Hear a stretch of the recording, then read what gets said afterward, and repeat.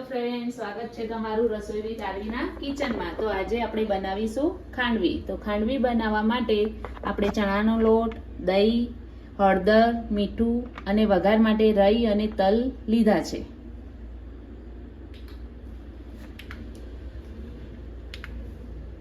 તો ખાંડવીનું બેટર બનાવવા માટે આપણે ચણાનો લોટ છે ને મિક્સરમાં લઈ લેવાનો છે। તો ચણાનો લોટ, દહીં, જે બાઉલ, એક બાઉલ દહીં, અને આ જે બાઉલ દહીં લીધું છે એ જ 2 વાટકી આપણે પાણી લીધું છે। તો પાણી,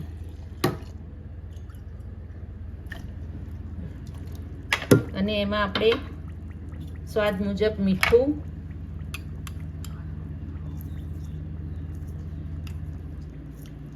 હળદર અને લીલા મરચાં આપણે કટ કરીને લઈ લઈશું। આમાં તમે આદુ પણ નાખી શકો છો, મેં અહીંયા સ્કીપ કર્યું છે આદુ। તો હવે આને ગ્રાઇન્ડ કરી લઈએ આપણે। તો આપણું ખાંડવી માટેનું બેટર રેડી થઈ ગયું છે, તો આપણે એને ગાળી લઈએ।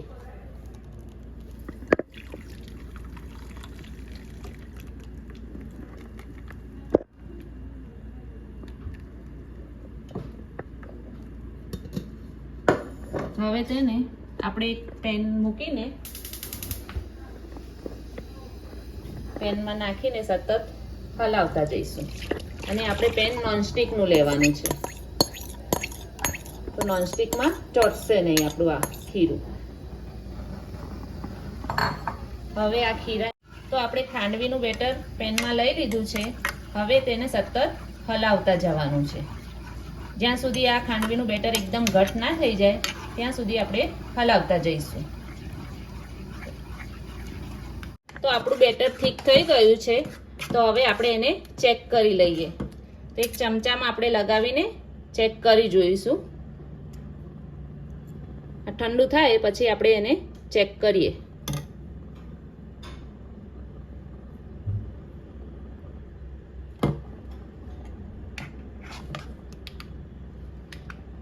તો ચમચા ઉપર જે બેટર લગાવ્યું છે એ ઠંડુ થઈ ગયું, તો આપણે ચેક કરી લઈએ। જો આમ ખાંડવી વળવા લાગે એટલે સમજવું કે આપણી ખાંડવીનું બેટર રેડી થઈ ગયું છે, જોઈ શકો છો તમે।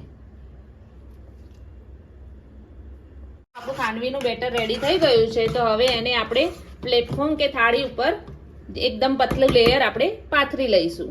તો આપણે અહીંયા નીચે પાથરવાનું છે, પ્લેટફોર્મ ઉપર તેલ લગાવ્યું છે, હવે નીચે આપણે, તો હવે એને આપણે પતલા લેયરમાં એકદમ પાથરવાનું છે। જો આપણે આ રીતે એને એકદમ પતલું લેયર આપણે પાથરવાનું છે।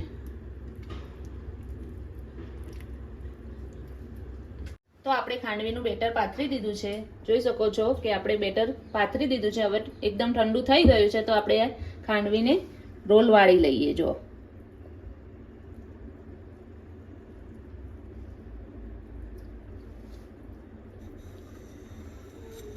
જો ખાંડવી કેવી સરસ વળી છે, તો હવે આપણે એને પ્લેટમાં મૂકી દઈએ।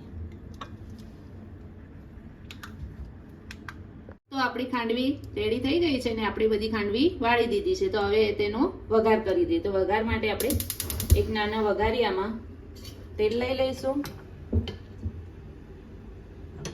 અને તેલ ગરમ થાય પછી આપણે એમાં રાઈ અને તલ નાખીને વઘાર કરીશું।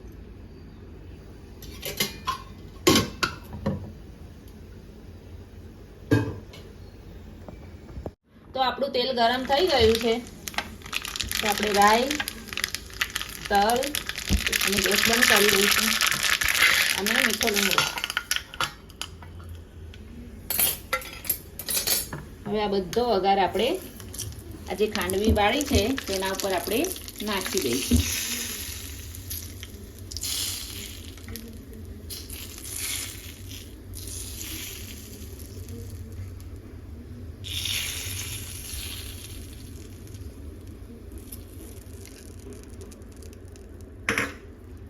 અને હવે આપણે એને કોથમીરથી ગાર્નિશ કરીશું।